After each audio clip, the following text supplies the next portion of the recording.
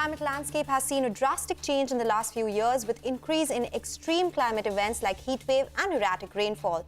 The UN emissions report has spoken about how emission reduction pledges by different countries are nowhere near what is needed, and that combined pledges under the Paris Agreement put the world on track for around 2.5 degrees of warming by the end of the century. This report comes just ahead of COP27, which is starting on 6th of November in Egypt.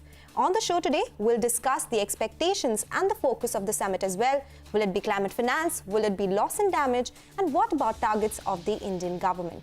Joining me now to take this discussion forward is Shikha Bhasin, who is the Senior Program Lead at the Council on Energy, Environment and Water, and Professor Amit Garg of Public Systems Group, National Investment and Infrastructure Fund, Chair in Environment at Social and Corporate Governance, and Fellow of IIM Ahmedabad. Also joining us is Dipak Dasgupta, Distinguished Fellow at TERI and lead author of IPCC Mitigation Report 2022, UNEP Emissions Report, which is published in 2022 itself. Thank you, ladies and gentlemen, for joining us on CNBC TV18 for this important discussion. Well, Shikha, let me start with you first. A lot has happened in last 1 year. As I said, we have seen energy shocks, we have seen the war. What is the expectation from COP27 this time around, especially from the Indian government's viewpoint? What are we going to give on the table, put on the table, and what are we expecting from the global leaders? Hi, Sonal. Thanks for having us and thanks for convening this really critical conversation. Like you said, it's been a year of immense upheaval and unfortunately not as much progress on climate ambition globally. The numbers you've already read out, so I don't need to report them again. But I think what's important for us to recognize is where did COP end last year in Glasgow? So we concluded the conversation with a call for greater ambition towards emissions reduction. And what we've seen is that only 24 countries of all of the 197 parties that are, constituted within the UNFCCC's Conference of Parties have actually put forth updated NDCs. This is not a good sign. The upheaval that is going on between Russia and Ukraine has allowed several member states of the European Union to backslide into reopening or extending their coal plants' lives, locking into longer LNG shipment periods. And I think this is a very critical moment for India to sort of flex its weight and demand greater ambition from the developed countries on emissions reductions and their plans in getting to net zero a lot faster than what has been put on the table, because we know that it is not enough. And I think a second point that India is going to be highlighting, as will all other developing countries, is, as you rightly pointed out, the entire conversation around loss and damage. Now, this is critical for India, not just globally on behalf of the developing world, but also because of its domestic situation, where 75% of our districts are recognized as extreme climate event spaces, which means that a large majority of our population is actually extremely vulnerable to the impacts of climate change. And in order to address that, there needs to be progress within the negotiations where countries are coming together and developing a systematic loss and damage facility to finance the vulnerabilities and the shocks that are being caused both domestically and globally. Okay, take your point. And climate finance, loss and damage continues to be the big talking point. I'll discuss that in greater detail as well. But Mr. Dasgupta, let me come across to you. You have authored the recent emissions gap report as well. It mentions, and I quote, global coal emissions exceeded 2019 levels mainly due to increased usage in China and India. And these were the two countries, one of the two countries that actually went ahead in last COP, and they changed the phrase from coal phase out to coal phase down. That was a big talking point as well. We've seen a lot change since then. European countries again are talking about dependence on coal. Do you think there could be some change in this particular phrase as well? And is it possible for a developing country like India to phase out coal faster than what is expected? Yeah, thanks. Coal is not the issue. The issue is coal is a minor play. The issue is how are we going to mobilize the climate finances that India, many others need. We've got to do some dramatic things, whether it happens at COP27 is going to be the challenge. We think there are 6 main approaches. Climate finance has to rise by about 5 to 7 times the current levels if we are going to make a dent on the emissions gap that we see. And therefore, the coal is a side distraction. I think the bigger question is, as India tries to reach its very ambitious targets on renewables, whether there is enough momentum happening in Article 2.1c discussions at COP27, whether we have the bandwidth for the finance to react. And our take in the UNEP emissions gap report and elsewhere is there's plenty of financing in the world. The size of the global financial sector is so big, and relative to the share and the size of financing that we need for climate, it's a matter of using the tools that we have at hand to prompt the financial system to lead the way. And therefore, India is a critical player in that discussion. And I'd be happy to talk about the 6 approaches that we have in mind. Of course, I'll take that up in the next question, Mr. Dasgupta. But Mr. Garg, let me come across to you. Climate finance, as both Ms. Bhasin and Mr. Dasgupta said, will be the big talking point. COP26 promised to meet target of $100 billion of climate finance by 2023. First of all, is that enough? As Mr. Dasgupta said, a 5 to 7% increase is needed. And secondly, in G20, India spoke about need to restructure IMF and World Bank to address the climate finance issues. What is your take on this, and what should India be talking about in this COP? Yeah, so climate finance requirement is huge, I would say. So India itself may need about $10 trillion for managing our climate change impacts. So, and mitigation. So that is one thing. I think what we are looking at, 100 billion is good, but we are not planning to leverage it well. That is what my worry is.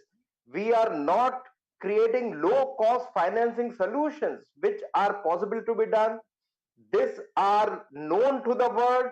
You see, if a project, green project, is to be funded in a developed country, they receive funding at 2 to 3%. But if the same type of project is to be funded in a developing country, they receive 8 to 12% of financing, cost of finance. So where is the equity? Where is the justice in this? You see, the countries that need most of the finance or more of the finance on mitigation adaptation, they have been rated very low, BBB, BB. So finance will not come to them. So I think the whole financial structure, we have to think about it, and we have to see that how can we get financing from developed countries to, let us say, multilateral development banks at a low cost. That is very much important. And on energy, coal and the things, my take is any energy is better than no energy. So if Europe is going back to coal because they need energy. And if we are working on coal, it is because it is our natural resource what we have. I do not know of any big country or any country for that matter who is not using their natural resources, natural endowments. So if some country is using shale gas, they have a lot of shale gas. If some country is using gas, they are having a lot of gas. So if a country is using coal, we are having a lot of coal, and we have to provide energy for our huge population. We have to provide housing for all, education for all, health for all, electricity for all. How will it provide without coal? Not possible. Okay, so some energy is better than no energy is the word coming in from Mr. Garg. Ms. Bhasin, let me come to you. I was reading a CEEW report, and it said no developed nation mentioned loss and damage in their NDCs. Out of 66 countries that did mention loss and damage, 93% belong to the global south. Of course, as you mentioned, this has to be discussed this time around as well. But is there an accepted set of indicator to determine the amount? What kind of conditions should be put to it? Sonal, actually, that's part of the problem. I mean, loss and damage has been something that's been tabled within the negotiations for the better part of the last 10 years now. And the reason that progress when it comes to indicators and institutional support, as well as attributable science to particular climatic events, all of this actually needs encouragement. And by slowing the conversation within the negotiations around loss and damage, the world has systematically slowed progress on each of these aspects of creating indicators, creating the finance, knowing how much is really needed, as well as the progress on science that will be able to attribute every every natural disaster to climate change in the capacity that it is actually connected. And so it's actually been a very clever ploy to just slow it down by keeping it on the negotiation table rather than moving forward on it.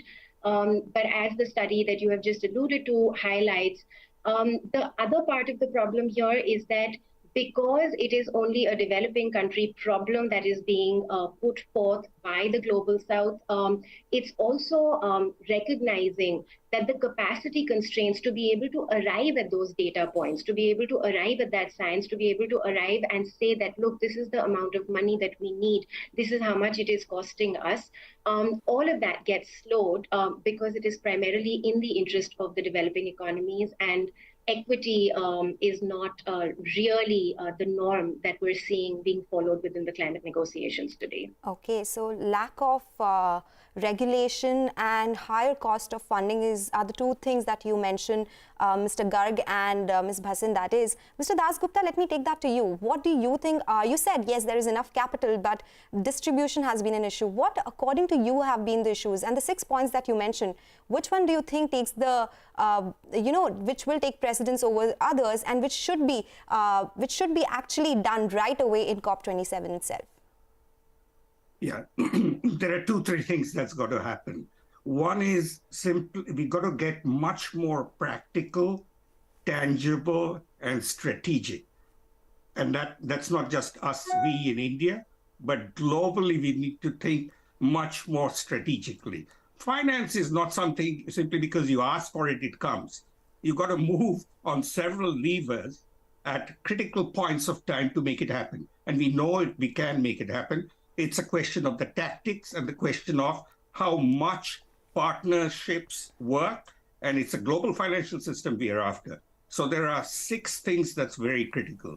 The first is a lever that we've been using, which is getting markets to work. Financial market systems have lots of efficiency problems, and we're trying to make it more efficient to reach climate financing goals. And this is about all that has to do with taking climate risk into account. So that's the first challenge. And there's been a lot of progress, SEBI and others, and globally what's been happening with the Task Force on Climate Disclosure, that's moving, but that's not going to be enough.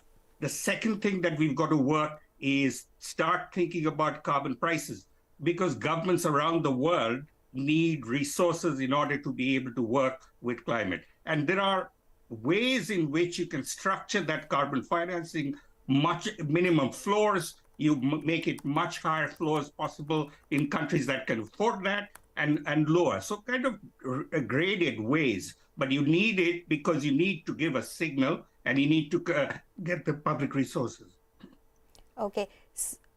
Third is behavioral change. If it's not going to happen without the behavioral changes, and you need to work on that, and not least of all, you got to get markets, which is public actions, to work, and ending up with things like the just energy transition programs that the G7 is working with big players like India is possibly one of them. So think about making sure that markets know what is being asked for and that they respond, and that's the challenge. Not just generally asking for things which are not going to happen. So that's the challenge ahead of us.